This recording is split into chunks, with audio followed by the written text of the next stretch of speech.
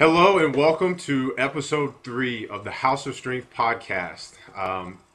As always, stronger, healthier, happier, and we're going to roll right into it today. I am really excited to introduce today's guest, Mr. Rob Pilger. Rob, say hello to everybody. Hello, y'all. Rob, thank you so much for coming on. So for everybody listening, Rob is one of a kind. He is going to be one of our most interesting guests. Let me tell you a little bit about Rob. He is a 3-time Golden Gloves boxing champion. He runs Pilger's Old School Boxing in Columbus, Ohio. And he also trains at Westside Barbell, the mecca of American powerlifting. He's been there 7 years, right, Rob? That's correct. Okay. And as a boxing instructor, Rob's gym is kicking ass, and he's also been, it was last year you went out to Cosgrove's place, Results Fitness, and you Yep. presented an in-service for them, right? Yes. Okay. Did a staff training, taught his staff out there. So when the biggest names in fitness want to learn how to box, they go to Rob. And strength and conditioning as well. All right, all right. So we're in for a treat today. Rob is not only is he presented there, he's also Westside Barbell certified, RTS, your C.H.E.K level 2. We're going to get into that one a little bit later on for people. That's Paul Chek. It's a very holistic approach to not only strength and performance training, but lifestyle as well, right? Holistic and, let me add, multidisciplinary. All right, all right. So we're going to get into all that later on. Rob's got a ton of different resources out there for everybody. We will have all of these in the show notes, and we'll probably talk about each one of these a little bit as we go along, but we're going to throw these out there right now. You can find more of Rob at theboxingblueprint.com, theultimateboxingworkout.com, theboxingschool.com, his personal blog, robpilger.com, and he's got a membership site called boxingperformance.com where he's going to help you combine boxing skill with 21st century sports science. So Correct. we're in for a treat, and let's kick this off. So, Rob, we just mentioned that you're C.H.E.K level 2 certified. So for people listening that don't know what that means or don't know who Paul Chek is, tell us a little bit about what that means. CHEK stands for Corrective Holistic Exercise Kinesiologist. And what it does is, in essence, what a CHEK practitioner is, they look at the person. A friend of mine, Brian Grasso, put it brilliantly too, is we coach above the clipboard. We look at the person as an organism, the interlooping systems of the body, and not just. It's not a cookie cutter, hey, this is what the program says. So they look at it all starts with assessment. He's extremely influential from the way I communicate, from the way I can call out bullshit, the way I can see the forest from the trees, is a lot. We'll talk about Louie Simmons later, but early in my career, and the one that set the tone for me is all Paul Chek. And the practitioners, that's what we do. I mean, we look at we know how to assess. Like Paul said, the program is only as good as the assessment. We don't assess if there's no your guess. Don't guess, assess. Right. So walk us through, like, what would be a typical assessment? What kind of things are you looking at that maybe a C.H.E.K practitioner is not going to look for or see or catch? First of all, I don't know too many people that do assessments anymore. Take their money and they start throwing them to the herd. Right. To be fair, really, the assessment starts from the phone call, communicating with them. What is their exercise background? Not too many people even do that anymore, which is absurd. What's their training age? Again, training background. Have they had a machine dominant training history? You can't just throw them on rings or an unstable. I'm a fan of the Swiss ball in some exercises, or even on the Swiss ball.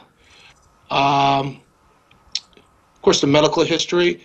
As far as the CHEK skills, it depends on the practitioner. I mean, we do. I can drop a plumb line, but I can do it more so now with just a visual test. So when the person comes in through the door, I start looking at them. How do they move? What's their static posture like? What's their dynamic posture like when they move? looking for asymmetries, I drop a plumb line. That gives you an idea of static posture. You line it up with the malleoli bone of the foot. All right, so we're gonna have a lot of people listening. What's a plumb line? And A plumb line's a string, a straight string. You hang it from the ceiling or whatever. okay, You drop it to the floor that has an object to the other end of it. It's a straight line. gotcha. And you're So looking for symmetries. the malleoli bone is the ball bone on the lateral part of the foot, on the bottom of the foot. That's the And you look, middle or outside for people that don't speak lateral is outside. anatomical. Lateral is outside. All right. Medial is inside. We're So gonna have a lot of people driving in traffic, so if they've got to figure out lateral or medial, we may have to break that down a little bit. just let me know. Okay. That's just how I talk, you know. I know. Um, trainers, if they don't know this, that's a problem. They should. So, um, Not everybody listening is a trainer. Some people are members, clients, whatever. So, all right. So that's one assessment. Then we look at range of motion of the upper body, lower body, core strength, coordination. Just the body, just all the assessments. We're looking for any imbalances, muscle imbalances, weaknesses. And as far as static posture, what we're looking for is their forward head. If the pelvis, I'm not going to get too deep into this, thank you again for letting me know your audience. This isn't just for trainers, but for the lay person. We're looking for pronation, just imbalances of the body. Gravity is always wearing down on us. yeah, That's when you look at older people, the less lean muscle mass and weakness one has as we grow older. Gravity is always beating down on us. That's why they're all hunched over. Ergonomics today, from driving, working, being sedentary, you have a lot of that.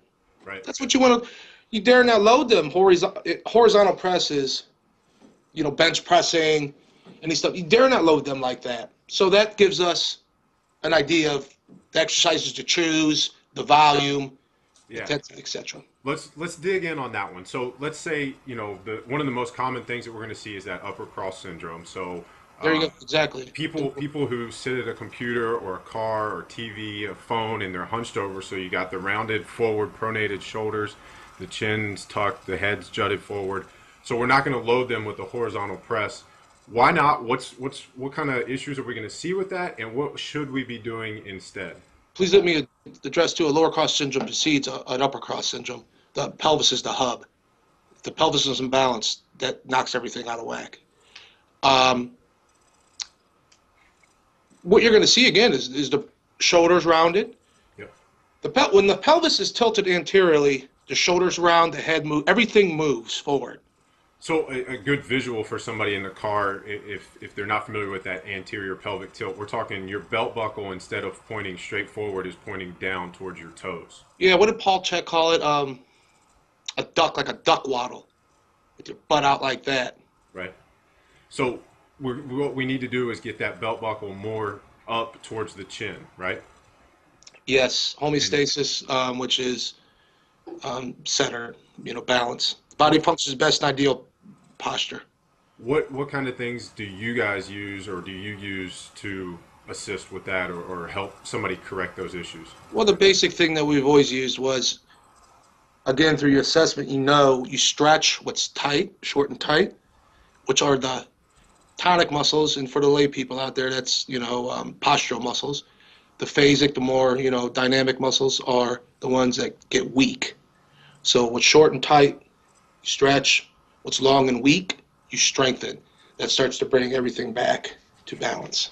So a lot of times people struggle to visualize the pelvic girdle or the hips. So if we go back to the shoulders and the population who shouldn't be horizontally pressing, no bench press for the people with the upper cross, the short tonic muscles that we need to stretch are going to be front delts, upper chest, and then the weaker elongated muscles that we want to strengthen are going to be rear delts, upper back.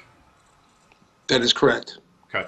So give me what would you do in place of a horizontal press? No pressing at all? No. Here's something to consider too. I spent time with Charles Poliquin, world-renowned strength coach in Canada, back in '05 and '06. He even cited several times empirical evidence where he's taken somebody, increased their bench press, PR'd 75 pounds just by horizontal rowing exercises and bringing their shoulder back. Because here's something from Paul, and when I say Paul too, he gets his information, and it's all referenced. I have a big library, and also from those books. The more unstable a joint is, the less neural drive the nervous system will send to that joint. So you will not display any power. That's the body protecting itself. It's amazing with the body, how the body protects itself. So Poliquin, years later, when I went up there, it's interesting that just reaffirmed what Paul was talking about too. Is he just brought that joint back to balance? Therefore, there was more neural drive going across that joint because it was stable, it was balanced, and their bench press increased from that. You will blow the shoulder out. You will waste your time. It's like spinning tires in the mud. For somebody that's overly pronated, as a trainer that's negligent, you will not get any stronger. It's just the body will not allow it. It's the safety mechanism. Well, and I think that's why a lot of the best coaches rely so heavily on assessments, and that's why you guys do them. That's why we do them. Is it's not just the shoulders or the bench press. It's the body, like you said, has those built-in safety mechanisms. It's like an emergency brake where if you've got movement dysfunction or anything that is less than optimal health in a particular movement plane, a joint, a muscle, the body will not allow it to get stronger than it is right now. Otherwise, it would either pull that joint into a more dangerous position. It would rip the bone off the joint. Something worse is going to happen if the body gets stronger. Agreed. And I like what you're saying, and this is what the essence of the C.H.E.K school is we fix all that. You just don't you just don't start training performance. It's you through the assessment, you bring the body back to balance. There's all the systems that are out of whack. You have to know, and those are the most important ones. Everything else is built off of that. Yeah, you can't build a skyscraper on a marsh, so you got to get the foundation in place and then go up from there. Right. That's how people are broken. Mm-hmm. So let's assume that the people listening, we've got the foundation in place, we've passed assessments, and we want to focus on ridiculous performance. I know that Louie Simmons and Westside are incredibly effective at that, and I know that you have experienced that for a while now. So let's talk a little bit about your experience at Westside for people that may not be familiar with those guys and what they do. First of all, let me say, you don't know Wes. This is from Louisville. He and I are good friends. He doesn't give testimonials out to anybody, and he gave a testimony out for me in my book. I earned that, and applying what he's taught me in my gym, of course. But in understanding, in essence, what Westside is, you don't know Westside unless you train there. So for those of you that hear Westside after this podcast, and this is from Louie's mouth, it's certainly not from mine, you have to go there, and he's a very gracious man. You don't have to pay him. He gives out information that you couldn't get at some of these overpriced seminars, and that's a fact. You can go out there and see him anytime, but it's best to go out there personally to see how we do stuff there. And let me also say, Westside is, like Louie says, is best described as a game. It changes all the time, and that's how a sound training system. You certainly have your pillars and your core principles, but it changes all the time. But it all starts with max strength. Max strength lays the foundation for other special strength qualities. And special strength qualities, I'm talking about explosive speed, explosive power, and not to get too scientific here and over too many people's heads. This is where I really learned a lot about the force velocity curve. And for the trainers out there watching this, they do not. When people think of power, they solely think of plyometric training. And I'll be honest with you, early in my career, I was the same way. I thought just to make somebody explosive, just do plyometrics. Well, plyometrics lies to the far right of the force velocity curve. Right. Force velocity curve is here. Force up, velocity to the right. Explosive power is best built in the middle. Explosive strength. So when I go to Westside Barbell, I learn all the special strength qualities. Right. So there's 5, depending on who you talk to, 5 or 6 points on that spectrum, and it ranges with absolute strength being on the opposite end of the spectrum from what you're talking about, the plyometrics, right? Yes, and here, keep something in mind, y'all. Just like 1 plus 1, you can never argue it can equal 10. It's always going to equal 2. It's silly to discuss, but it's the truth. It's a universal mathematical law principle. Well, in strength, the principle is maximum strength times speed equals power. That formula cannot be broken. If you do not have a max strength base, you cannot build, you will never be fast. Then once you have a max base built, if you do not train for speed, the increased rate of force development, you certainly will not express any power. A lot of athletes, as Louie is not just powerlifting. Westside is not just powerlifting. He's trained Olympians in sprinting. To this day, he trains a lot of sprinters. Football players over the years, different athletes pulling their hamstrings all the time. It all starts because they are weak. You want to know one of the best injury prevention exercises or methods out there? Get strong. Get stronger. It's the truth. Now, max strength to a point, then you have to start increasing the rate of force development, speed, developing different special strengths. And there are different special strengths lie differently on the force velocity curve, explosive speed.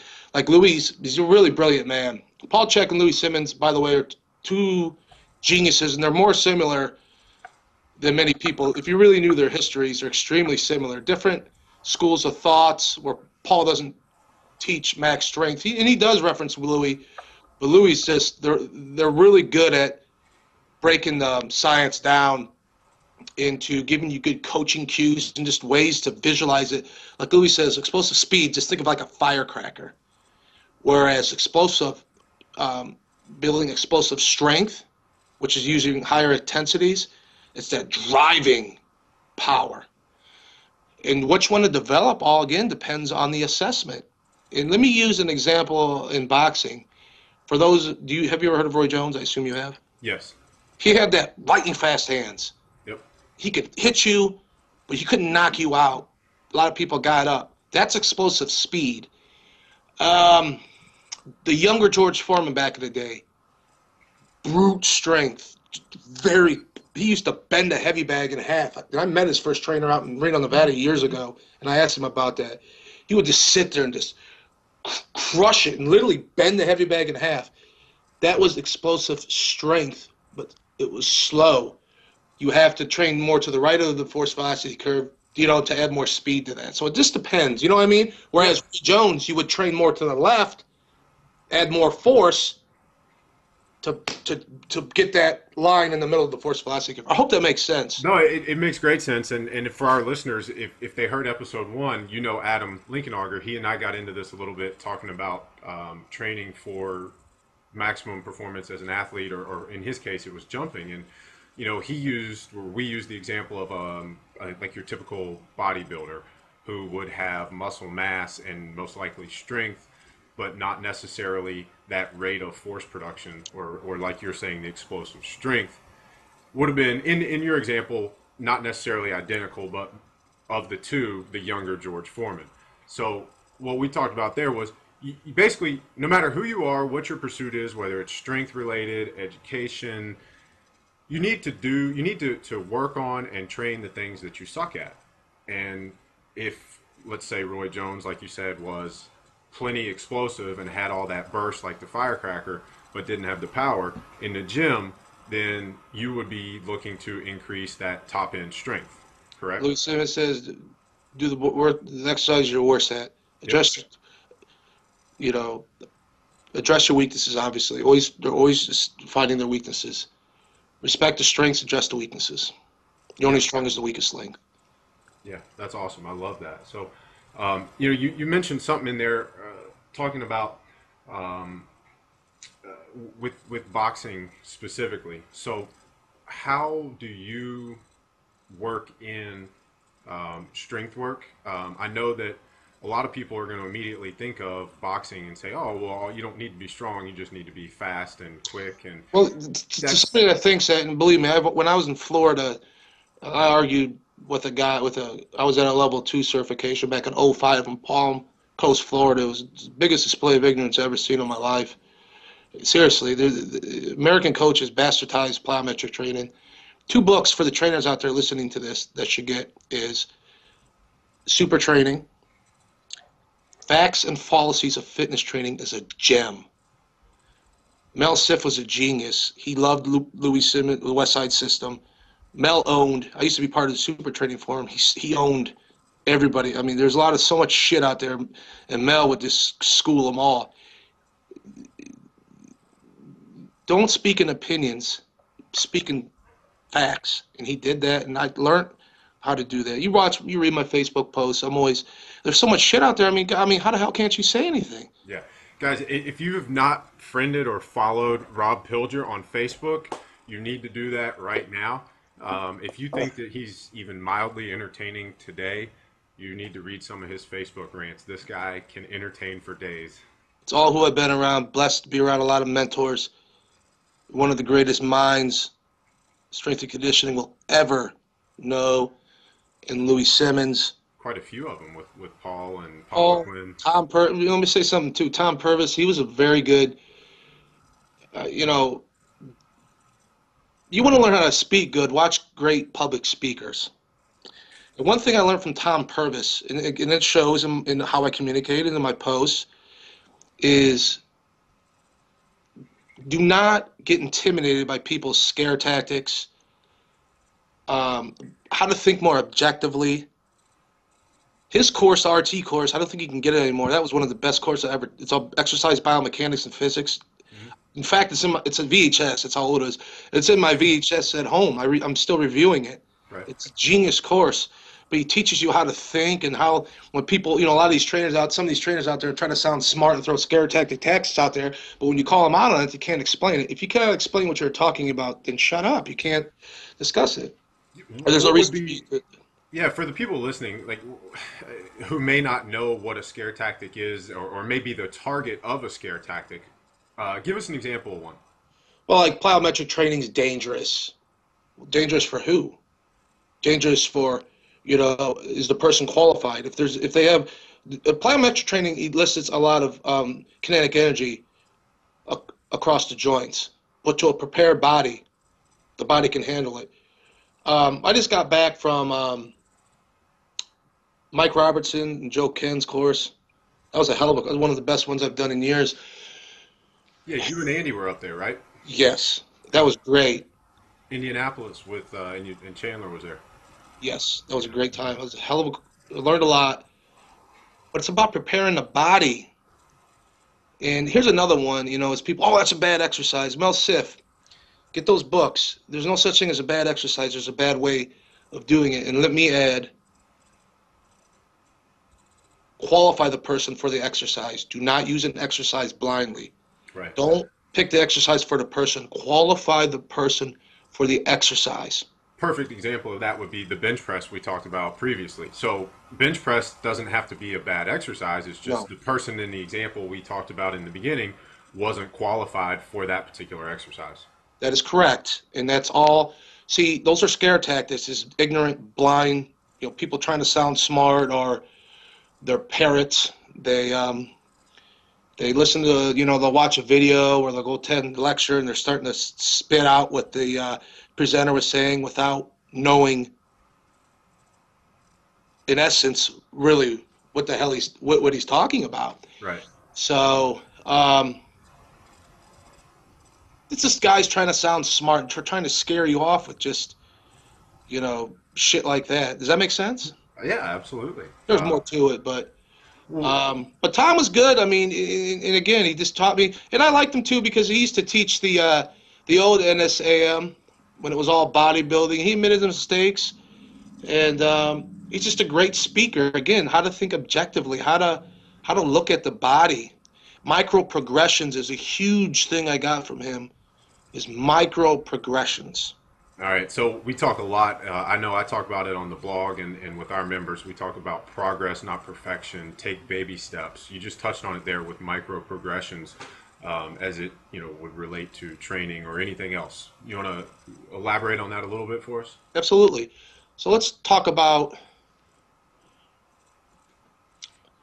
a lunge pattern for somebody. This is a problem I have with some boot camps. Anybody that has any integrity would feel the same. You get a woman, they don't ask her exercise background, her history. So they throw her in a boot camp with other people, and the flavor of the day is a dynamic lunge. This is very fair to say and discuss this. So the woman is going all over the place. Unknownness to them, she has a medical history of lateral, collateral ligament sprain or something. So her knee's going all over the place. Or she just ruptured her patella tendon like a year or two ago, or a year ago. Not really that healthy. So she's going all over the place.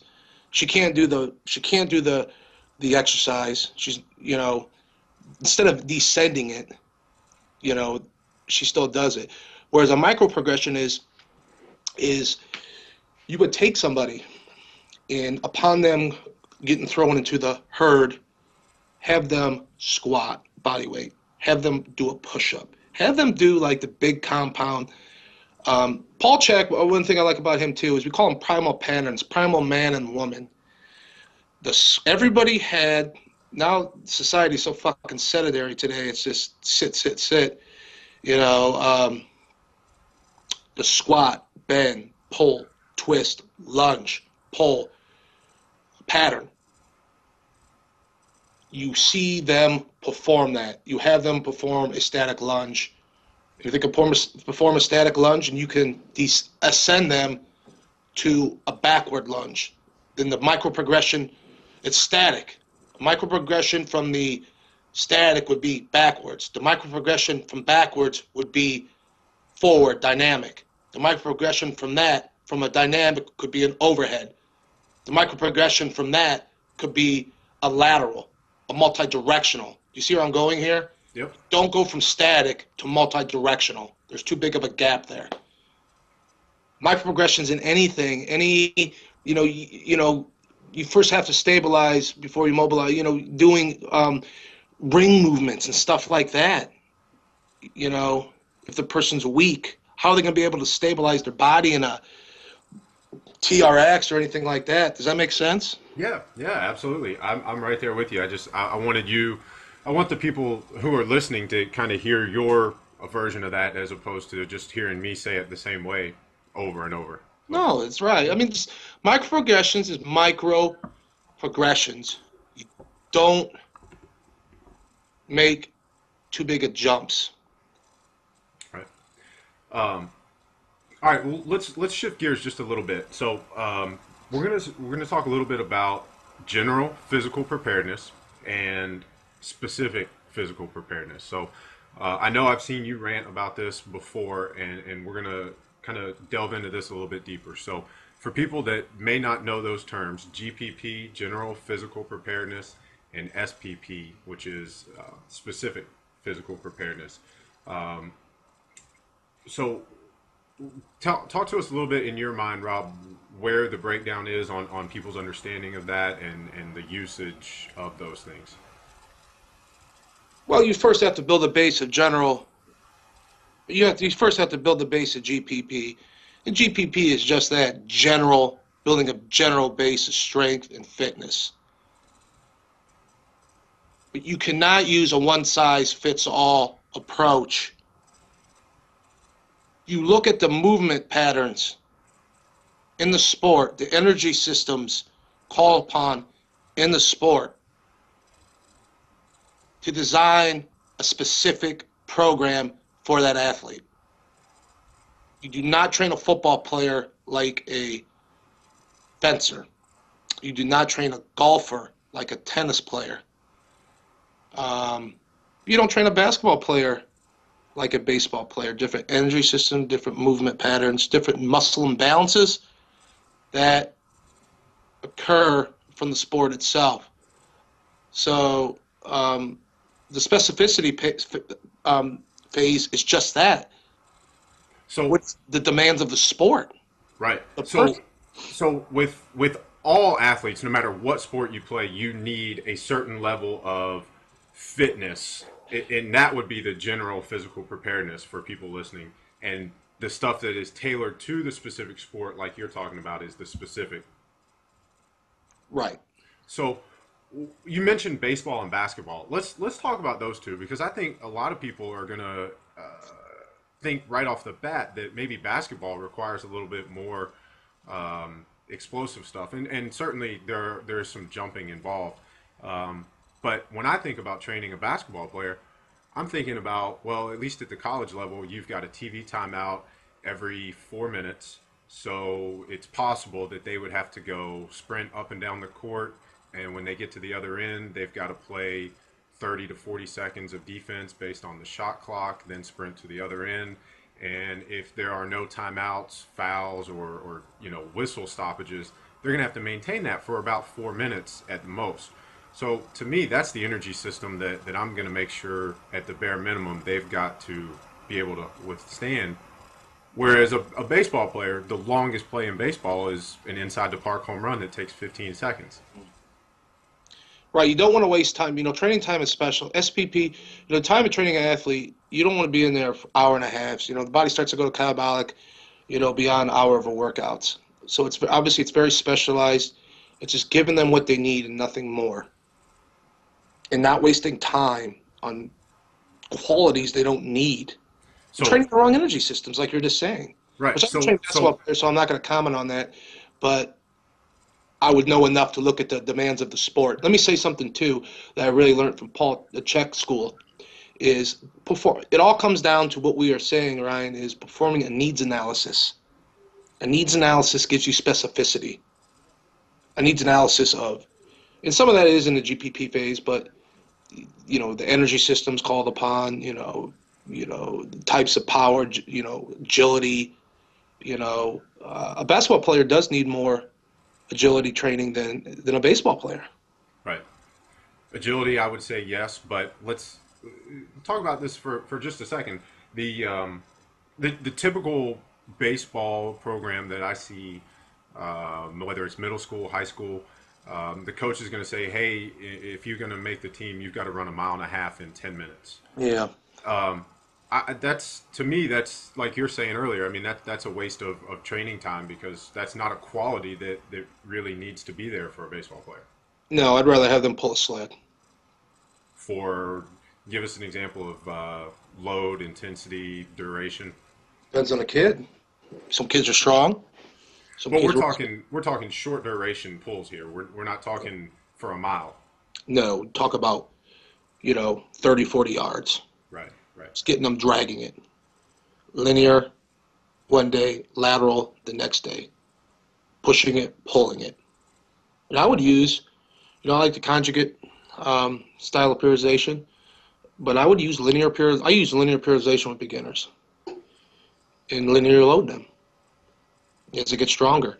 One thing, I'm a huge fan of the sled because for skill coaches out there who are uncomfortable teaching technique, it's damn near impossible to hurt somebody with a sled. There's no axial loading with the sled. When I mean axial loading it through the spine. You could seriously hurt somebody with a squat if you do not know how to coach it.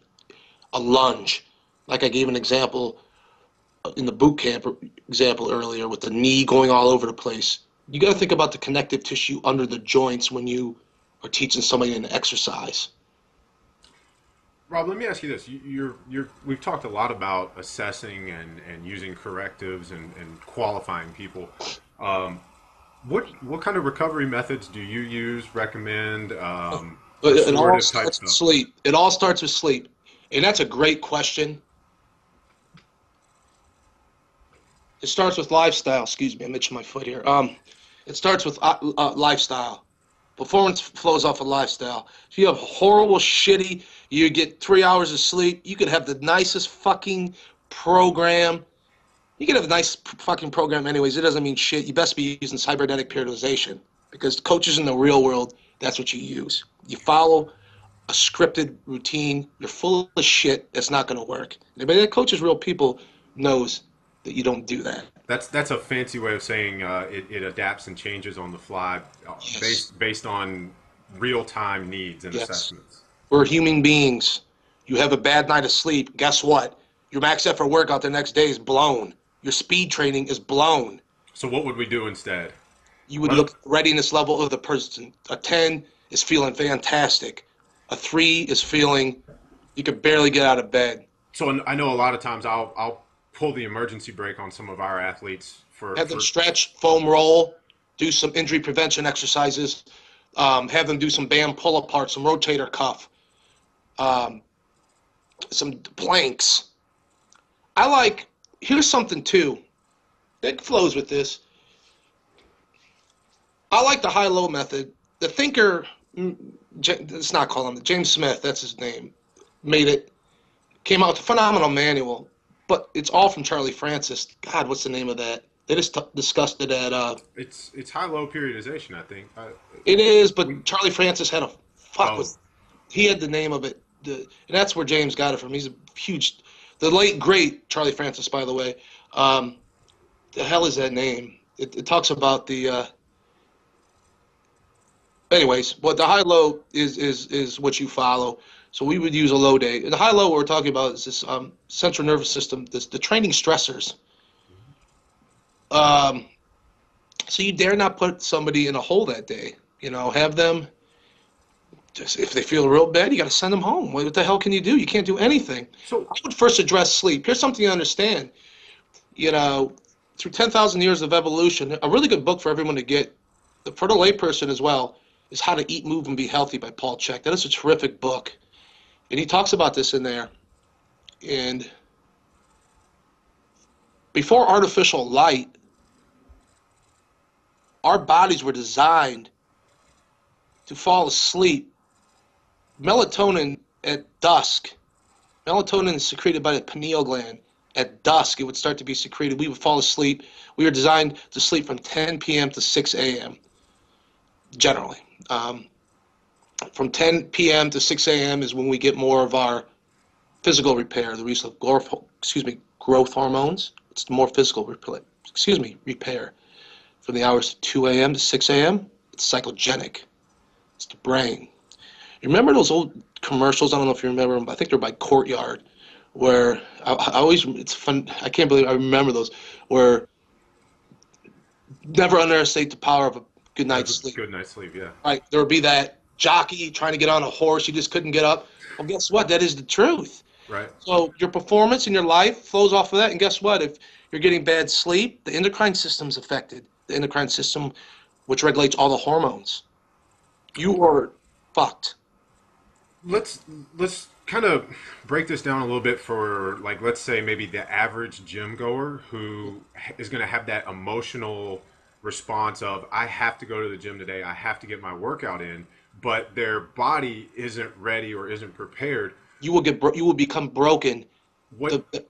Go ahead. I'm sorry for that. Well, how as a coach do you get through to them? How do you, or what would you say to somebody in that instance to try to help them let go of that emotional connection and, hey, I'm not going to regress. I'm not going to lose pace. You're actually going to get worse. Feel better today, or would you rather go home, rest, go sit in a sauna, go sit in a whirlpool, wake up tomorrow, and be right back at it for weeks to come? Or would you want to push it today and put your ass on the shelf for weeks to come? Yeah. What? So again, for those same people, you and I are familiar with some of those central nervous system stressors.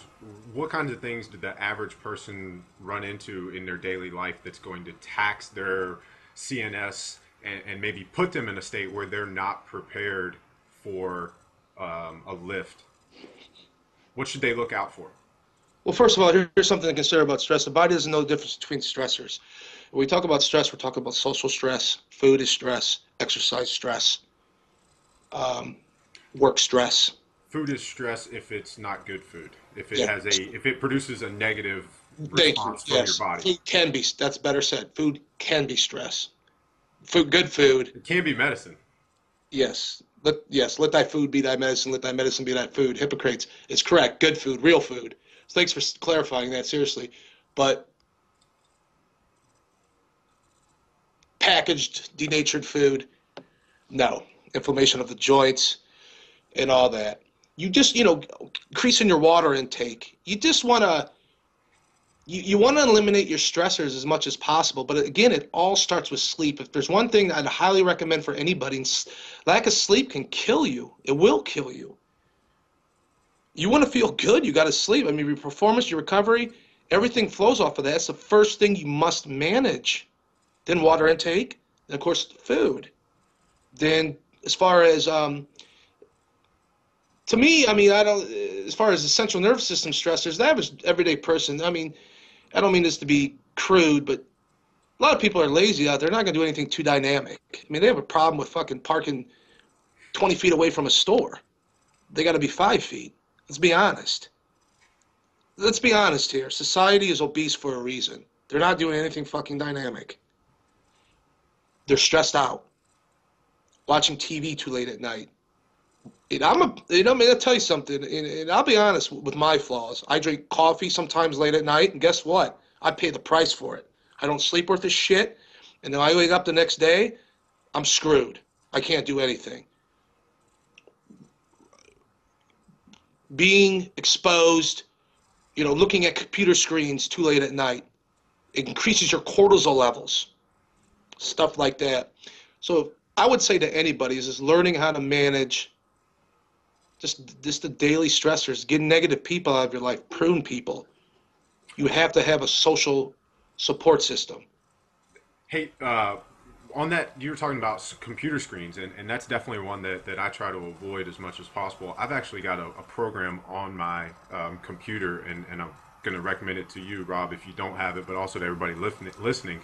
It's f.lux, f.lux, and it links up to wherever you are. You enter your location geographically, and it links up to the sunrise and sunset, and it actually dims the brightness of your screen as the sun is going down late at night, and as it comes up in the day, it brightens it. So it doesn't cure that issue, but it definitely solves it if you're looking at a computer screen after dark. Please message me that link. I'd love to use it. Yeah, definitely. I love that idea. Yeah. So, Rob, we're getting to the end. So let's go two things here. One, just remind everybody where they can find you. Where do you want people to look you up and get more information on you from you? Well, I mean, if you want to friend me up on Facebook, you're more than welcome. Just be prepared. I post a lot of different stuff out there from, I don't try to. I'm not political, but from everything. I love it, man. I did not mean that as a stop what you're doing. That's keep doing it, and if you want to be entertained and educated, this is your guy right here. Well, I appreciate that. I just like to deliver. I really like to deliver, and it comes from Paul and Louie. Just life-changing information, food for thought, tough love, advice. I'm hard on trainers, but let me be honest with you. Paul Chek was the same way. Louie Simmons. Guess what? If my technique is horrible at Westside, do you think they likely say, Rob, your knees are coming in? No. For as hard as I am, it's as hard as on me, and I want that. If I'm negligent, you call me out. Right. It keeps the bar raised high is what I'm saying. The purpose of all those points, posts, we must keep the bar raised high. We cannot lower it. And that's something that I was actually going to comment on earlier. We'll try to be quick with this because I know we're coming up towards the end. But I love your approach to always learning as much as possible, keeping the bar elevated, and kind of pushing the limits. So kudos to you on that for educating yourself, learning as much as possible, and that's how it should be. It is, and again, I'll say this: Paul Chek, on Cosgrove's a very good friend of mine. But Paul, early in my career, demanded to read. I mean, I try to read a book every 2 weeks. It's we're always reading, always getting better, always sharpening the saw.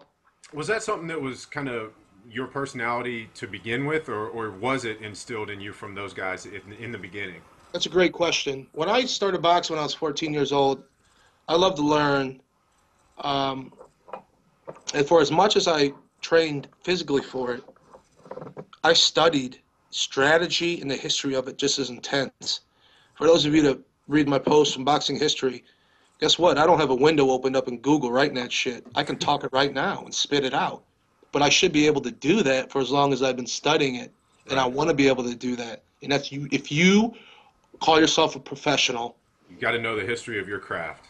know the history, but you should be able to spit it out at will. Yep. Know your craft, period.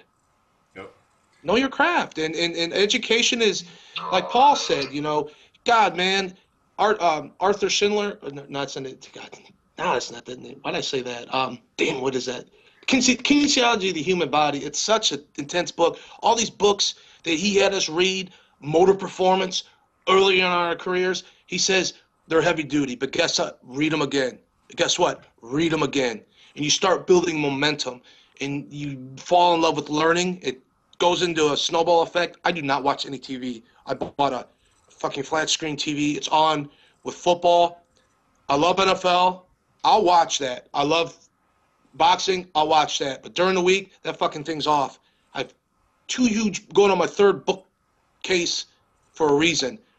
Reading, it just snowball effect, and it's intoxicating.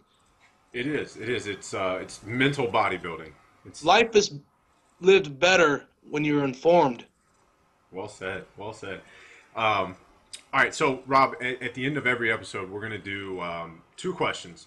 One is going to be on our topic, and I know we've kind of bounced around all day today with this one. So, on topic is going to kind of be relative, but anything that we've talked about is fair game. So, one tip based on what we've talked about for the listeners to make progress, kick more ass, however you want to phrase it. And then part two of that is going to be one tip that is not related to what we've talked about that you would want to share with somebody to help them. It starts with sleep. Get sleep. You want to live better, sleep better, drink more water, get in where you fit in. Have a support system. You could have the best intentions, but if you're with the wrong person, they'll not support you. They will sabotage you. You need to get with that. As far as off topic, like, and give me like, Just in life, like a I life have lesson. attitude, man. This is, I have attitude, but I love coaches with that. I say Louie Simmons. I don't fucking care really about powerlifting. I respect those guys. I've yet to be a meet. Louis doesn't want me to be the meet. I have a dynamic personality that he knows. That's why we get along so well. He's a great coach, but it's the attitude. Attitude is infectious. Life is so much better with attitude. There's a fine line between being confident and cocky and putting attitude behind something. Just have attitude in everything that you do and do it better. Life's short. Enjoy it more. People will respect you more. They won't walk you down. They won't fuck with you. You'll get your point across better. They'll remember you. Right? Well, no, and I think that's perfect because I think everybody that listens to this is going to remember you, and I think you've done a great job of getting your point across. Get in with, hey, and get around dynamic people. Listen to great speakers. Listen to them. Get on TED Talk.